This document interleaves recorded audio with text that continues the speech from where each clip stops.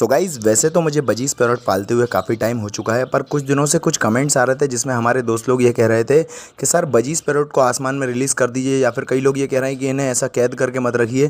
तो देखिए, हम इन्हें कैद करके नहीं रखते हैं। बजीज पैरॉट जो है ऑस्ट्रेलिया का पैरॉट है, जो कि पालते हैं उन्हें पता होगा। हम इन्हें यहीं पर ही पैदा कराते हैं, मतलब कि मटकी में ही इनके अंडे बच्चे लेते हैं, जिससे कि दोस्तों होता ये है कि मटकी में ही ये पैदा होते हैं, तो इन्होंने बाहर की दुनिया नहीं देखी होती। और अगर हम इन्हें बाहर रिलीज़ कर देंगे तो इनके साथ होगा कुछ इस तरह का, देख सकते हैं।